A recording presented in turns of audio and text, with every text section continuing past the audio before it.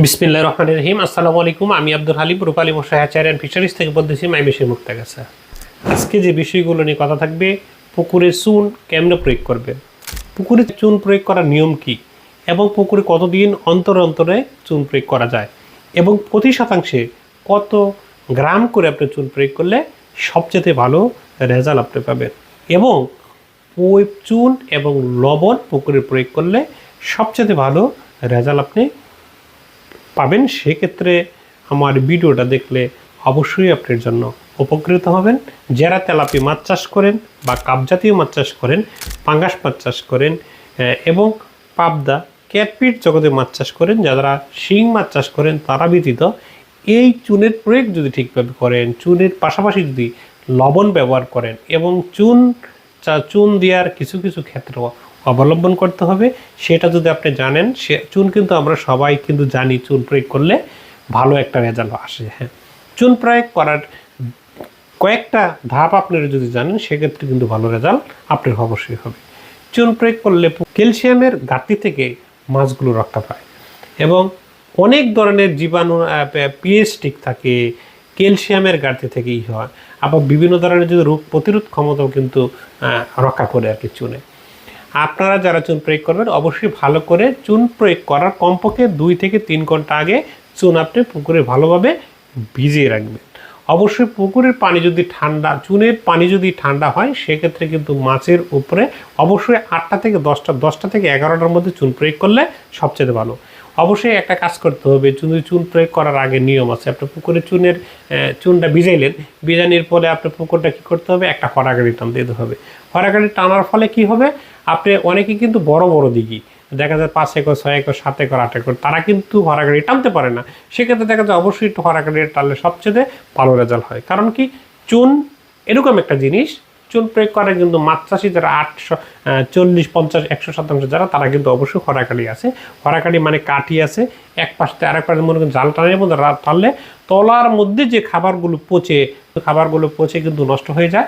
সেক্ষেত্রে কিন্তু আবার অবশ্যই হরাকাঠি 1টা থেকে 2টা টান দিয়ে আপনি দেখা যায় যত ধরনের ময়লা বা গ্যাস বা বিভিন্ন ধরনের ছত্রাক ভাইরাস জেরি আছে, সমস্ত কিন্তু উপরের দিকে উঠে পড়বে। অবশ্যই উপরের দিকে ওঠার পর আপনি যে চুন ভিজাই রাখলেন, ওই ভিজানোর পরে আপনার চুনগুলো মেরে দিবেন।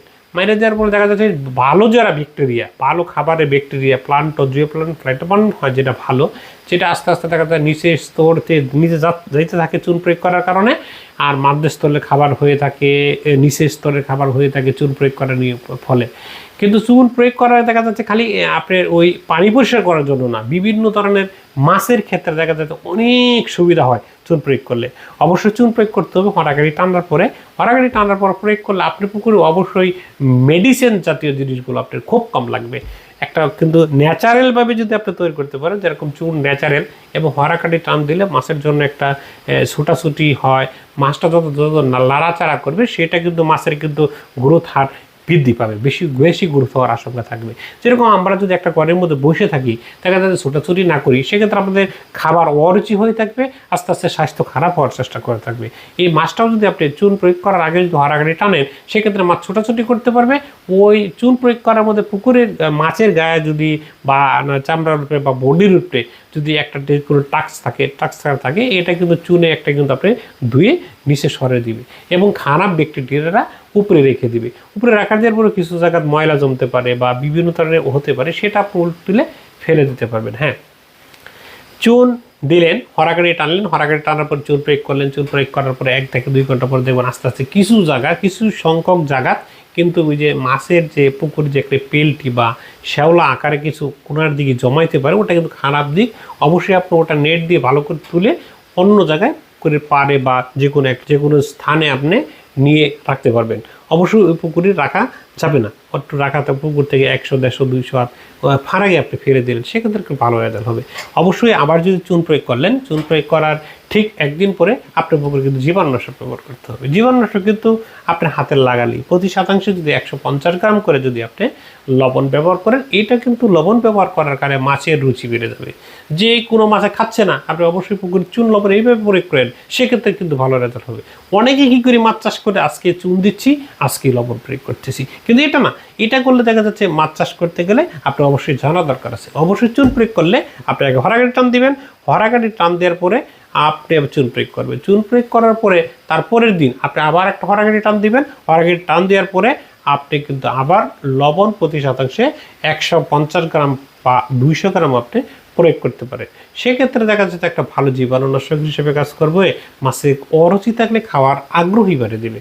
অবশ্যই এই সিস্টেম করে যদি আপনি চুন প্রয়োগ করেন, সেটা আপনি পাবদার ক্ষেত্রেও করতে পারেন, এটা আপনি তেলাপিয়ার ক্ষেত্রে করতে পারেন, কাপজাতীয় মাছের ক্ষেত্রে করতে পারেন, পাঙাশ মাছের চাষ করতে পারেন, এই যত কাপজাতীয় ক্যাট চুনের কোয়ের ক্ষেত্রেও করতে পারেন। সব ক্ষেত্রে আপনি চাষযোগ্য পুকুর। কোনোদিন মাছে খাবে না, কোনো সময় মাছের আপনার বিভিন্ন ধরনের রোগ জীবাণু হওয়ার আশঙ্কা কম থাকবে। মাছ চাষ কিন্তু একটা ভালো বুদ্ধি, দিক নির্দেশনা কিন্তু আপনারই ঠিক করতে হবে। ভালো থাকেন, সুস্থ থাকেন, রূপালী মশায়াচারীর সাথে থাকেন।